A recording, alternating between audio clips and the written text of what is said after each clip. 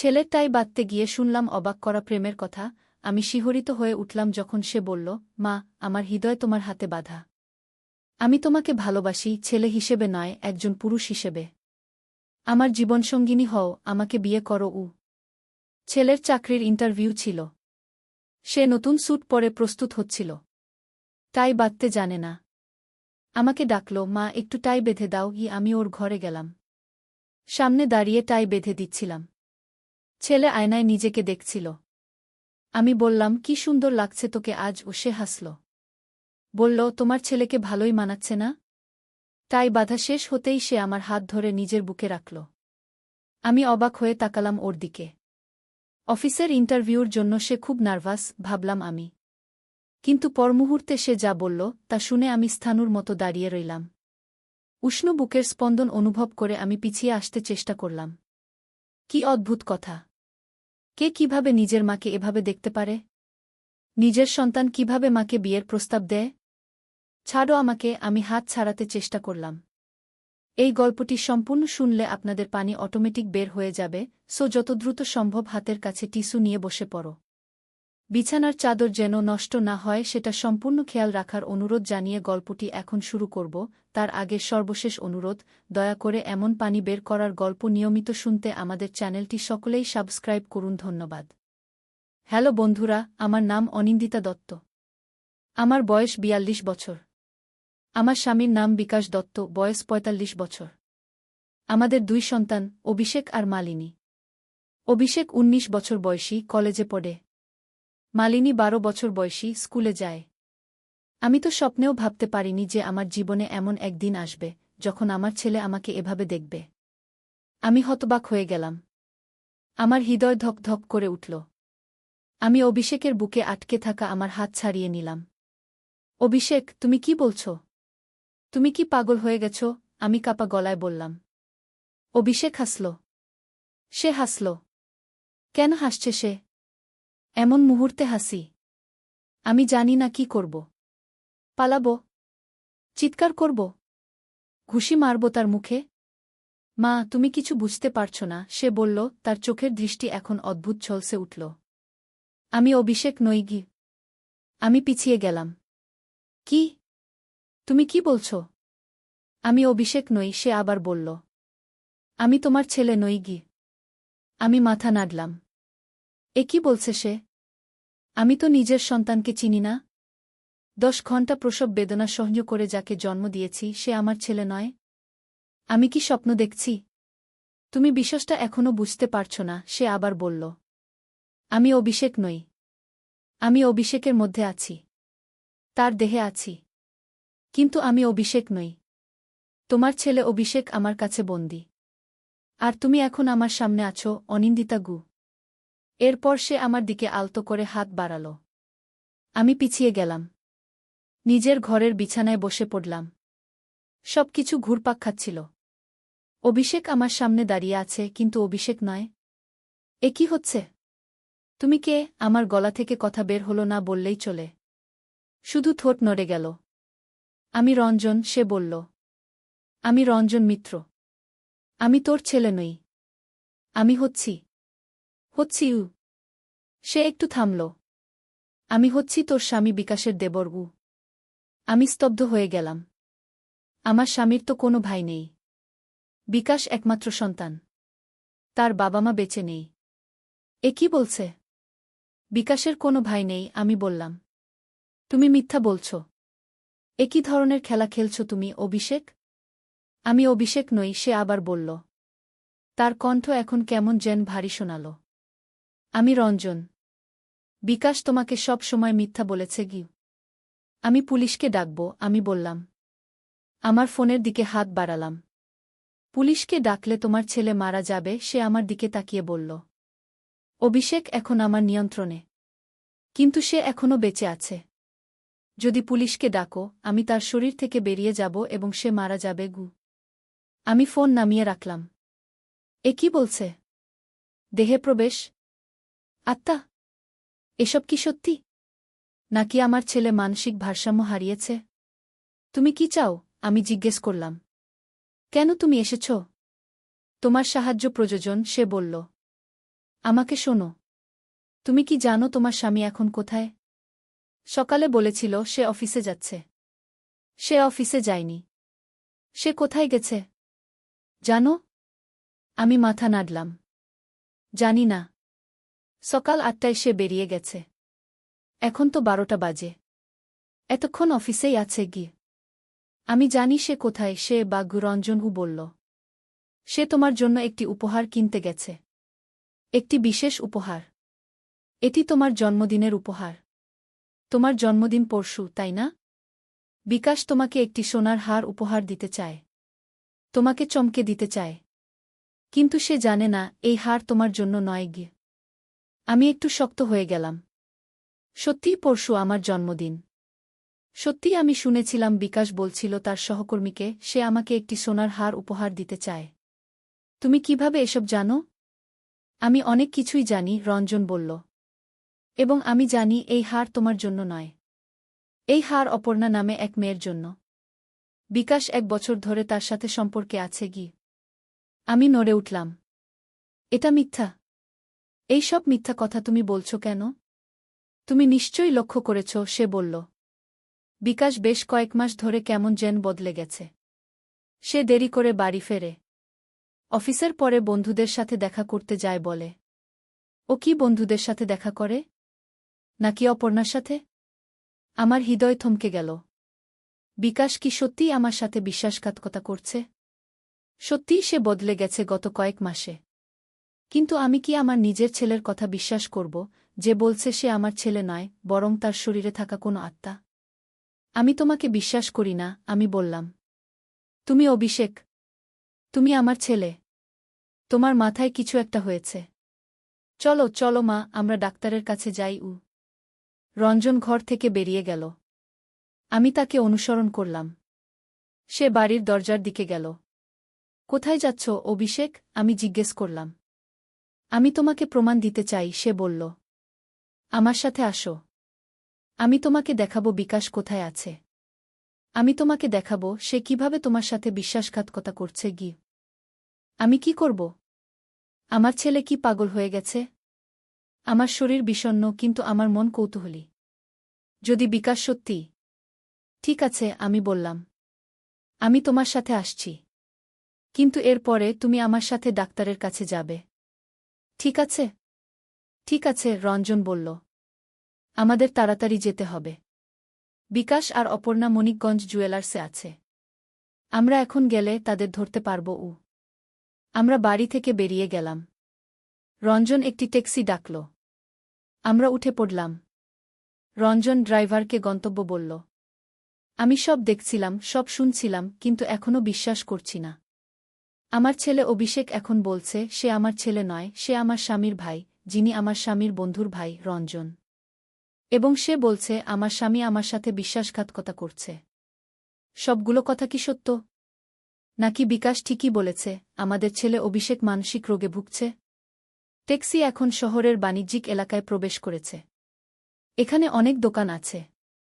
মানিকগঞ্জ জুয়েলার্সও এখানে। অভিষেক, তুমি কেন এই সমস্ত কথা বলছ? আমি জিজ্ঞেস করলাম। তুমি কি প্রমাণ করতে চাও? আমি অভিষেক নই, রঞ্জন আবার বলল। আমি রঞ্জন। আমি মারা গেছি 10 বছর আগে। দুর্ঘটনায় মারা গেছি। এই 10 বছর আমি ভূত হিসেবে ঘুরে বেড়াচ্ছি। আমি আমার ভাই বিকাশকে ক্ষমা করতে পারি না। সে আমাকে মেরেছে। সে আমাকে হত্যা করেছে। এবং এখন সে তোমার সাথে বিশ্বাসঘাতকতা করছে গি। আমি শব্দহীন। এ কি শুনছি আমি? বিকাশ আমাকে হত্যা করেছে কেন জানো? অপর্ণার জন্য। অপর্ণা আমার বাগদত্তা ছিল। আমি তাকে বিয়ে করতে যাচ্ছিলাম। কিন্তু বিকাশও তাকে ভালোবাসত। কিন্তু অপর্ণা আমাকেই বেছে নিয়েছিল। তাই বিকাশ আমাকে হত্যা করে। এখন তার রোমাঞ্চ শেষ হয়ে আসছে। সে অপর্ণাকে নিয়ে বিদেশে পালিয়ে যেতে চায়। তোমাকে ফেলে রেখে। সে আজ তোমার সব টাকাপয়সা তুলে নিয়ে যাবে। তোমার দাগিনাগুলো নিয়ে যাবে। তারপর তোমাকে ছেড়ে চলে যাবে। ট্যাক্সি এখন মানিকগঞ্জ জুয়েলার্সের সামনে এসে থেমেছে। রঞ্জন ড্রাইভারকে টাকা দিয়ে আমাদের নামিয়ে দিল। আমরা দোকানের দিকে তাকালাম। আমার হৃদস্পন্দন বেড়ে গেছে। সত্যিই কি বিকাশ তারপর আমি তাকে দেখতে পেলাম। বিকাশ দোকানের ভেতরে আছে। তার পাশে একটি সুন্দরী মেয়ে। বিকাশ কিছু একটা দেখাচ্ছে তাকে। মেয়েটি হাসছে। তারা দুজনেই হাসছে। তারা এখন হারের শোকেসের সামনে আছে। বিকাশ দোকানের লোককে একটি হার দেখাতে বলছে। আমি এতদিন ধরে সন্দেহ করিনি কেন? দেখেছ, রঞ্জন বলল। তোমার স্বামী তোমার সাথে বিশ্বাসঘাতকতা করছে। সে তোমার অর্থ চুরি করেছে। সে তোমার ব্যাংক থেকে টাকা তুলে নিয়েছে। আমি জানি কোনো ব্যাংক অ্যাকাউন্টে সে টাকা রেখেছে। আমরা ব্যাংকে যেতে পারি যদি তুমি চাও। আমি মাথা নাড়লাম। না, তার দরকার নেই। আমি এখনই বিকাশের সাথে কথা বলতে চাই। এখন নয়, রঞ্জন বলল। তুমি যদি এখন যাও সে একটি অজুহাত খুঁজে বের করবে। সে বলবে সে তোমার জন্যই হার কিনছে। কিন্তু আমি জানি এই হার অপর্ণার জন্য। তুমি কি জানতে চাও কোনো ব্যাংক অ্যাকাউন্টে সে টাকা রেখেছে? আমি মাথা নাড়লাম। হ্যাঁ, আমি জানতে চাই। কিন্তু তুমি কি করে জানো? তুমি সত্যিই কি অভিষেক নও? আমি অভিষেক নই, সে আবার বলল। আমি রঞ্জন। এই হার অপর্ণার জন্য। অপর্ণা তোমার জন্মদিনের দিন বিকাশের সাথে পালিয়ে যাবে। তার আগে তারা তোমাকে হত্যা করবে। আমি চমকে উঠলাম। হত্যা করবে? আমাকে? কেন? কারণ বিকাশ তোমার টাকা চায়, রঞ্জন বলল। তুমি জানো না, কিন্তু তোমার বাবা তোমার নামে একটি বড় বীমা করেছিলেন। 1 কোটি টাকা। বিকাশ সেই টাকা পেতে চায়। তাই সে তোমাকে হত্যা করবে। আমি শব্দহীন। আমার বাবা সত্যিই আমার নামে একটি বীমা করেছিলেন। আমি কখনো বিকাশকে বলিনি। কিন্তু 2 বছর আগে যখন আমার বাবা মারা গেলেন, ম্যানেজার আমাকে বলেছিলেন বীমা কোম্পানি আমাকে 1 কোটি টাকা দেবে। কিন্তু আমি সে টাকা নিইনি। আমি বলেছিলাম 2 বছর পরে আমি নেব। সে 2 বছর পরশু শেষ হবে। আমার টাকা পাওয়ার দিন আমার জন্মদিন। আমি কি মারা যাব আমার জন্মদিনে? বিকাশ কি সত্যিই আমাকে হত্যা করতে চায়? তোমার কথা আমি বিশ্বাস করতে পারছি না, আমি বললাম। কিন্তু আমি বিকাশকে চিনি। সে এমন কাজ করতে পারে না। সে আমাকে ভালোবাসে। বিকাশ একটি ভয়ঙ্কর মানুষ, রঞ্জন বলল। সে আমাকে হত্যা করেছে। আমি তার ভাই। সে নিজের ভাইকে হত্যা করেছে। সে কি নিজের স্ত্রীকে হত্যা করতে পারে না? আমি আবার দোকানের দিকে তাকালাম। বিকাশ এখনও সেই মেয়ের সাথে আছে। তারা এখন একটি হার নিয়ে আলোচনা করছে। আমি দেখতে পাচ্ছি। দোকানের লোক হারটি তাদের দিকে এগিয়ে দিচ্ছে। আমি কি করব এখন? আমি জিজ্ঞেস করলাম। তুমি আমার সাথে আসো, রঞ্জন বলল। আমি তোমাকে নিরাপদে রাখব। আমি তোমাকে প্রমাণ দেব আমি কে। আমি তোমাকে বিকাশ সম্পর্কে আরও অনেক কিছু বলবো। যদি তুমি আমাকে বিশ্বাস করো, আমি তোমাকে সাহায্য করব। তুমি বিকাশকে ছাড়তে পারবে। তুমি তোমার জীবন বাঁচাতে পারবে। আমি মাথা নাড়লাম। কিন্তু অভিষেক? অভিষেক কোথায়? তুমি কি সত্যিই আমার ছেলে নও? তুমি কি করে আমার ছেলের শরীরে ঢুকলে? আমার ছেলে কোথায়? অভিষেক এখনও এই শরীরে আছে, রঞ্জন বলল। সে আমার সাথে এখানে আছে। আমি তাকে ছেড়ে দেব। যখন আমি আমার কাজ শেষ করব, আমি তাকে ছেড়ে দেব। কিন্তু এখন তোমাকে আমার সাহায্য করতে হবে। আমরা দোকান থেকে দূরে সরে গেলাম। রঞ্জন আমাকে একটি ছোট রেস্তোরাঁও নিয়ে গেল। আমরা টেবিলে বসলাম। আমার মাথা চক্কর দিচ্ছে। আমি এখনও বিশ্বাস করতে পারছি না। আমার ছেলে অভিষেক, যে অভিষেক নয় বরং রঞ্জন, যে 10 বছর আগে মারা গেছে এবং এখন আমার ছেলের দেহে আছে, আমাকে বলছে যে আমার স্বামী বিকাশ আমাকে হত্যা করতে চায়। এবং আমি নিজের চোখে দেখলাম বিকাশ অন্য এক মেয়ের সাথে আছে। কি করব আমি? আমি জানি তুমি বিভ্রান্ত, রঞ্জন বলল। তুমি বিশ্বাস করতে পারছ না। কিন্তু আমি তোমাকে প্রমাণ দেব। শোনো, তুমি আমাকে এক প্রশ্ন জিজ্ঞেস করো। যা কিছু তুমি মনে করো অভিষেক জানে না, কিন্তু তোমার স্বামী জানে। আমি উত্তর দেব। আমি একটু ভাবলাম। ঠিক আছে।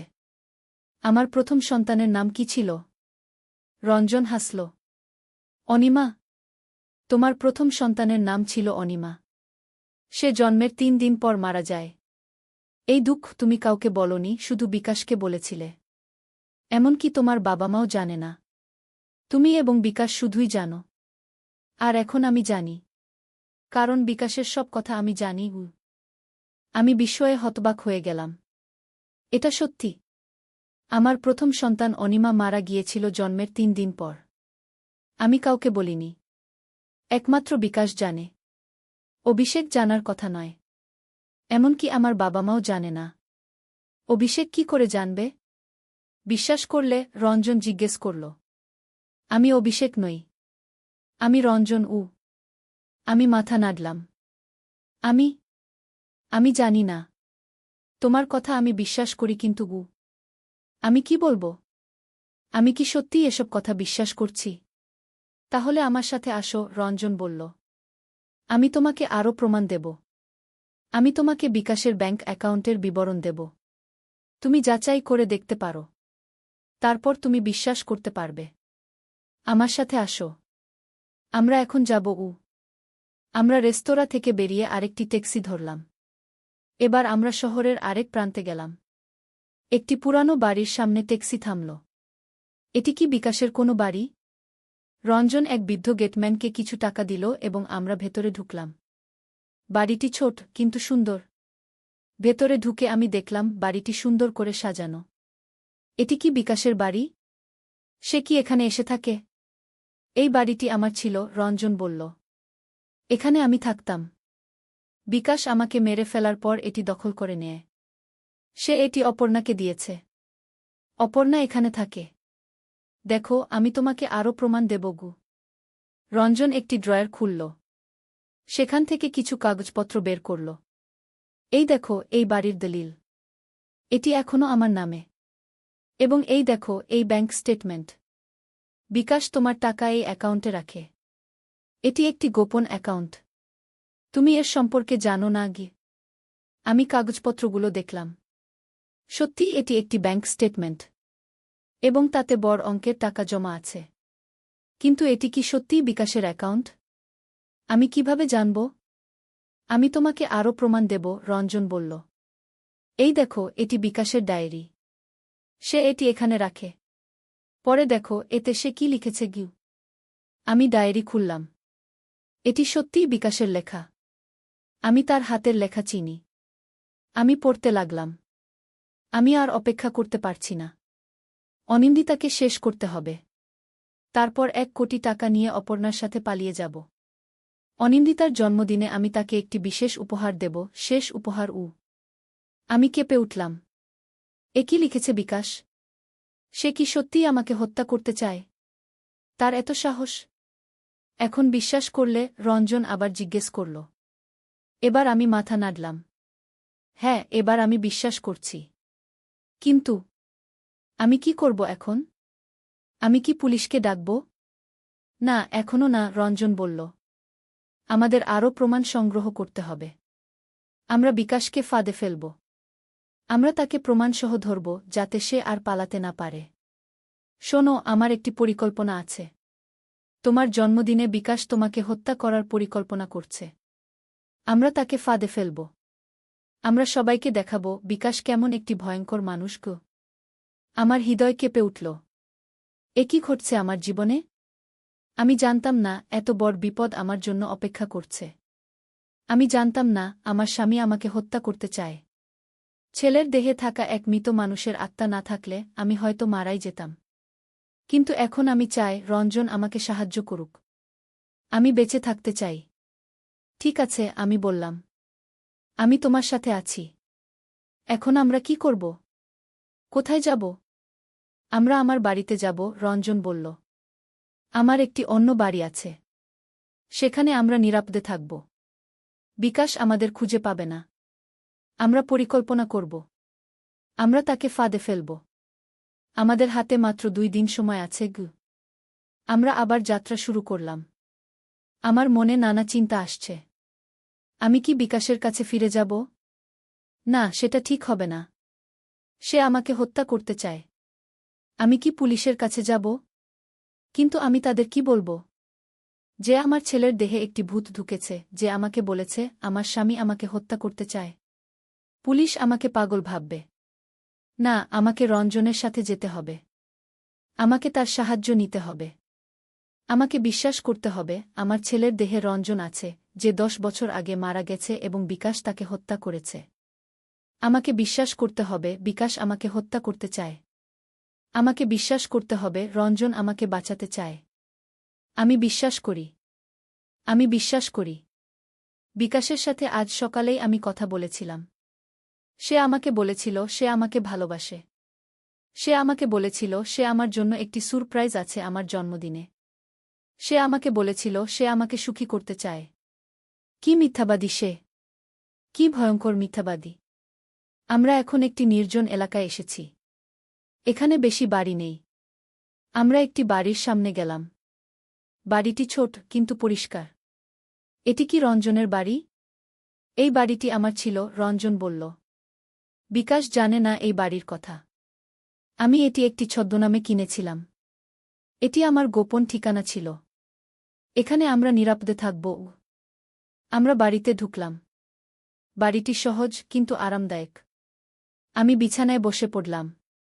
রঞ্জন আমার জন্য এক গ্লাস পানি এনে দিল। আমি জানি তুমি ক্লান্ত, সে বলল। আজ অনেক চমক খেয়েছ। তুমি বিশ্রাম নাও। বিকাশ সন্ধ্যা পর্যন্ত তোমাকে খুঁজবে। সে তোমাকে ফোন করবে। তুমি ফোন ধরো না। সে ভাববে তুমি কোথাও বেড়াতে গেছ। রাতে তুমি বাড়ি ফিরবে না, তখন সে চিন্তিত হবে। কিন্তু আমি জানি সে তোমাকে খুঁজতে পুলিশের কাছে যাবে না। সে তোমাকে মিস করবে না। সে চাইবে তুমি দূরে থাকো। তারপর সে তার পরিকল্পনা বদলাবে। সে তোমাকে আরও আগে হত্যা করার চেষ্টা করবে। আমরা সে সময় তাকে ধরব। আমি কিছুই করতে পারি না। আমি শুধু চুপ করে বসে আছি। আমার মন অন্য জায়গা চলে গেছে।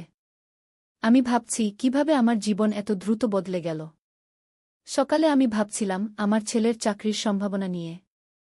এখন আমি ভাবছি আমার স্বামী কিভাবে আমাকে হত্যা করতে চায়। আমার ছেলের শরীরে একটি মৃত মানুষের আত্মা কিভাবে আসলো। কোন ছায়ামা জগতে আমি এসে পড়েছি। তোমার ফোন বাজছে, রঞ্জন বলল। এটি বিকাশ। সে তোমাকে খুঁজছে গু। আমি আমার ফোন বের করলাম। হ্যাঁ, এটি বিকাশ। আমি ফোন ধরিনি। বিকাশ কয়েকবার ফোন করে ছেড়ে দিল। সে এখন তোমাকে খুঁজছে, রঞ্জন বলল। সে চিন্তিত হচ্ছে। সে ভাবছে হয়তো তুমি তাকে অপর্ণার সাথে দেখেছ। সে ভাবছে তুমি সব জেনে গেছ। সে ভাবছে তুমি পুলিশের কাছে গেছ। সে ভয় পাচ্ছে গু। আমি চুপ করে বসে আছি। আমি জানি না কি করব। আমি জানি না কি ভাবব। তুমি একটু ঘুমাও, রঞ্জন বলল। তুমি ক্লান্ত। তোমার বিশ্রাম প্রয়োজন। আমি তোমাকে জাগাবো যখন সময় হবে গু। আমি শুয়ে পড়লাম। আমি সত্যিই ক্লান্ত। আমি আমার চোখ বন্ধ করলাম। আমি ঘুমিয়ে পড়লাম। যখন আমি জেগে উঠলাম তখন বাইরে অন্ধকার। আমি কতক্ষণ ঘুমিয়েছি? 12 ঘন্টা? 24 ঘন্টা? আমি জানি না। রঞ্জন এসে আমার পাশে বসল। তুমি কেমন আছো? সে জিজ্ঞেস করল। ভালো, আমি বললাম। আমি কতক্ষণ ঘুমিয়েছি? মাত্র 4 ঘন্টা, রঞ্জন বলল। এখন রাত 8টা। আমার খিদে পেয়েছে, আমি বললাম। আমি তোমার জন্য কিছু খাবার এনেছি, রঞ্জন বলল। এসো, আমরা খাবো গু। আমরা টেবিলে বসলাম। রঞ্জন সত্যিই আমার জন্য খাবার এনেছে। আমি খেতে লাগলাম। আমি সত্যিই খুব ক্ষুধার্ত ছিলাম। যখন তুমি ঘুমাচ্ছিলে আমি বিকাশকে দেখতে গিয়েছিলাম, রঞ্জন বলল। সে বাড়িতে গেছে। সে তোমাকে খুঁজছে। সে ভয় পেয়েছে। আমি তার ফোন কল শুনেছি। সে অপর্ণার সাথে কথা বলছিল। সে বলছিল সে ভয় পেয়েছে তুমি সব জেনে ফেলেছ। সে বলছিল সে তার পরিকল্পনা বদলাবে। সে তোমাকে কাল হত্যা করবে তোমার জন্মদিনের আগের দিন। তাদের পরিকল্পনা ছিল তোমার জন্মদিনে তোমাকে হত্যা করবে। কিন্তু এখন তারা ভয় পেয়েছে। তারা আরও আগে করবে গু। আমার হৃদয় আবার ধকধক করে উঠল। কাল? তারা আমাকে কাল হত্যা করবে? হ্যাঁ, রঞ্জন বলল। কিন্তু আমরা তৈরি আছি। আমি সবকিছু গুছিয়ে ফেলেছি। আমরা তাদের ফাঁদে ফেলব। আমরা বিকাশকে ধরব। আমরা পুলিশকে সব প্রমাণ দেব। সে জেলে যাবে। এবং আমি বদলা নেব গু। আমি মাথা ঝাঁকালাম। আমি ভয় পাচ্ছি গু। ভয় পেও না, রঞ্জন বলল। আমি তোমার সাথে আছি। আমি তোমাকে রক্ষা করব। আমি তোমাকে বাঁচাবো গু। আমি খাবার শেষ করলাম। আমি আবার আমার ফোন দেখলাম। বিকাশ আমাকে আরও বারবার ফোন করেছে। সে আমাকে মেসেজও পাঠিয়েছে। কোথায় আছো তুমি? আমি চিন্তিত। ফোন ধরো ও। মিথ্যাবাদী। ভয়ঙ্কর মিথ্যাবাদী। সে আমাকে হত্যা করতে চায়, আবার আমার জন্য চিন্তিত। আমি তার কথা বিশ্বাস করব না। তুমি বিকাশকে ফোন করো, রঞ্জন বলল। তাকে বলো তুমি বন্ধুর বাড়িতে আছো। তুমি একটু বেড়াতে গেছ। কাল তুমি বাড়ি ফিরবে। বলো তোমার ফোন বন্ধ ছিল, তাই তুমি ফোন পাওনি। তাকে বলো তুমি তাকে ভালোবাসো উ। আমি ফোন তুলে নিলাম। আমি বিকাশকে ফোন করলাম। অনিন্দিতা, কোথায় আছো তুমি? বিকাশ জিজ্ঞেস করল। আমি তোমার জন্য খুব চিন্তিত উ। আমি রঞ্জনের দিকে তাকালাম। রঞ্জন মাথা নাড়াল। আমি ধীরে ধীরে কথা বললাম। আমি সুমিতার বাড়িতে আছি। আমি একটু বেড়াতে এসেছি। আমার ফোন বন্ধ ছিল। আমি তোমার ফোন পাইনি গিয়ে। কেন তুমি বেড়াতে গেলে? তুমি আমাকে বলনি কেন? বিকাশ জিজ্ঞেস করল। আমি তোমাকে বলতে ভুলে গেছি, আমি বললাম। আমি তোমার ফোনও তুলতে পারিনি, কারণ আমরা সিনেমা দেখছিলাম। আমি দুঃখিত উ। কোনো সমস্যা নেই, বিকাশ বলল। তুমি কখন ফিরবে? কাল সকালে, আমি বললাম। কাল সকাল 10টায় আমি বাড়ি ফিরব উ। ঠিক আছে, বিকাশ বলল। আমি তোমার জন্য অপেক্ষা করব। আমি তোমাকে ভালোবাসি, অনিন্দিতা গু। আমিও তোমাকে ভালোবাসি, আমি বললাম, যদিও আমার মন বলছিল আমি তাকে ঘৃণা করি। আমি ফোন রাখলাম। খুব ভালো, রঞ্জন বলল। তুমি খুব ভালো অভিনয় করলে।